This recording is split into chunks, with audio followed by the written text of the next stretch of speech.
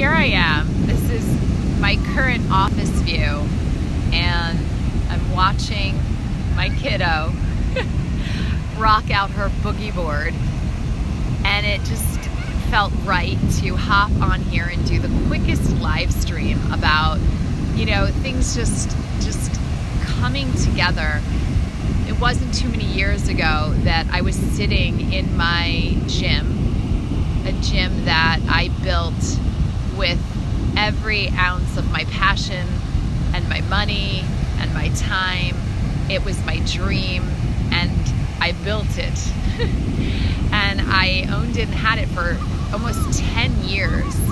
And at a certain point, I realized that I had tried to achieve this dream, and it nearly killed me. And I was sitting in my office one day, never getting to see my kiddo, working around the clock, and just daydreaming about how it would ever be possible for me to sit here where I am right now and work while my daughter was playing in the ocean.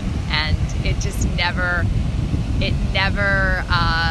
ceases to touch my soul on so many levels. And I've been living this lifestyle for a few years now, and I'm just in such immense gratitude. And it's interesting because as I expand on my own journey, I notice that my little girl fears start to come up.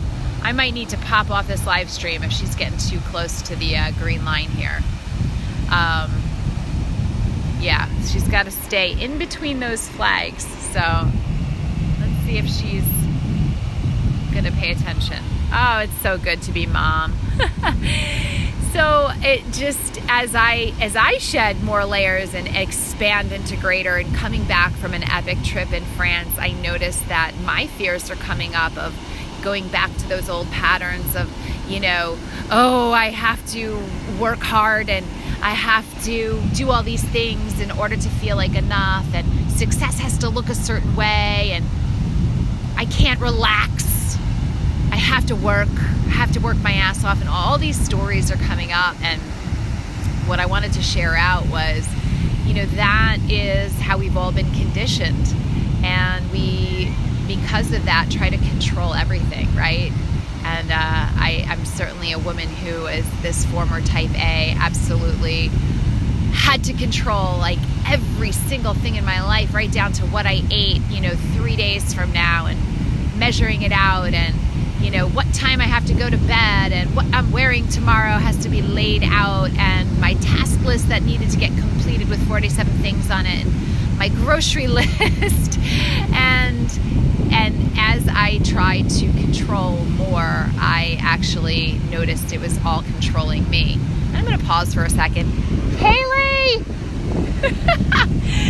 Oh, I might have to end this live stream because she's getting a little too far out into the water there, and I'm going to have to run in. Kaylee, come in! Kaylee! There she goes.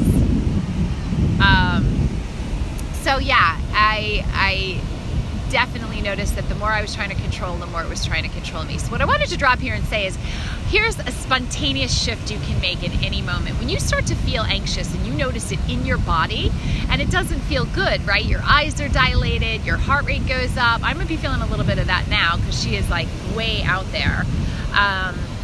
And I'll pop back on, and maybe I'll do this live stream as I'm walking toward the ocean. You guys get a great view of her too. I feel like I have many lifeguards supporting me right now because I have more eyes than just my own on her. So anxiety feels a certain way in your body. And what's interesting, as a physiologist, I study energy systems, and the energy of anxiety, it requires energy to be anxious. And so does excitement. And excitement, come in, Kaylee, come in. Forceful mom mode. Yep, that's me. And here's another point I actually wanted to make if I have time, but let me get this point across because this is what I wanted to direct my attention to for you guys, is simply this. Anxiety and excitement actually have the same physiological markers. And what's the difference, right? The difference is that excitement vibrates at a very high frequency, which on a cellular level is revitalizing, it's renewing, it's replenishing. It is so refreshing and nourishing to everything in your body. It allows you to secrete chemicals that literally repair and restore your cells, versus anxiety, which is a very low vibrating frequency. And that low vibrating frequency is what causes dis-ease and dysfunction in your cellular structures. So it's a simple choice. You're starting to feel those feelings of anxiety. You can simply ask yourself, what am I so afraid of right now? And notice the present moment and saying, do I have everything I require right now in this moment to be safe?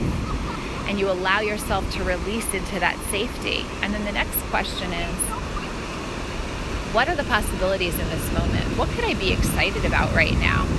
So the very thing that may have been causing you anxiety, can it be something that you start to see, wow, what are all the possibilities here for me to grow and for me to change into something that I've been searching for?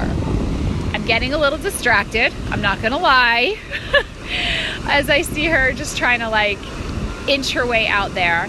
But again, it's the anxiety versus the excitement for me. I'm getting anxious seeing my daughter out there, but also, can I be excited in this moment knowing that, she's on her journey and she's expanding and she's growing.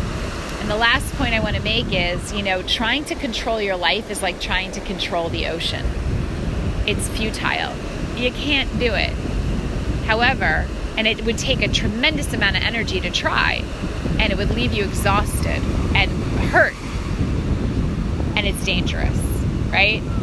But if you allow yourself to just ride with the flow of the ocean, it's so beautiful, and you are now open to all the possibilities, and it is completely revitalizing. So treating your life like an ocean and seeing it that way, then you get to choose in every moment whether you're going to try to control it or ride it. So much love. So much love. I hope this was helpful.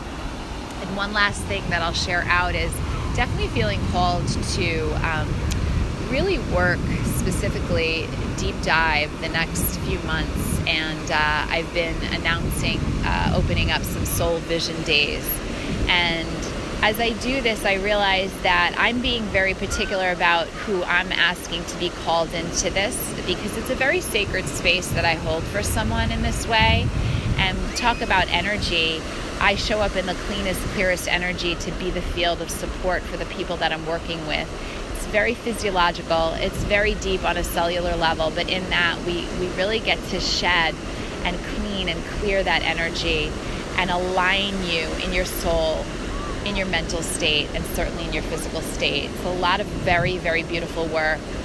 We move through, everything from meditation, some yoga practices through Kundalini, certain Kriyas to align you in your spine and in your chakras, stimulate your spinal fluid. So it's very corporeal, very, very much in the body, the work that we do.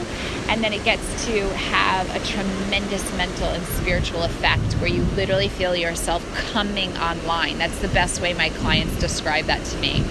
So I'm holding that space. It is very sacred. And what I've been really asking for is guidance from my soul, from my spirit, from the universe, in bringing those souls who are ready for that kind of work to me so that we can have this beautiful union together. And I'm looking forward to that. So if you're feeling that call, there is a reason for it. If you're feeling that energetic charge, there is a reason for it. And please reach out to me and we get to have a conversation about what a Soul Vision Day actually will look like specifically for you. It's really different for everyone. We all require different things. So certainly reach out. We'll have a conversation and we'll get to decide together if it's a right fit and if it's an integrity for you to move forward with that. I'm going to go. Have a wonderful day, and I am certainly accessible via Facebook message. And I'll happily put my email address below this live stream, and you can reach out to me that way as well. All right, I'm popping off to run in the water.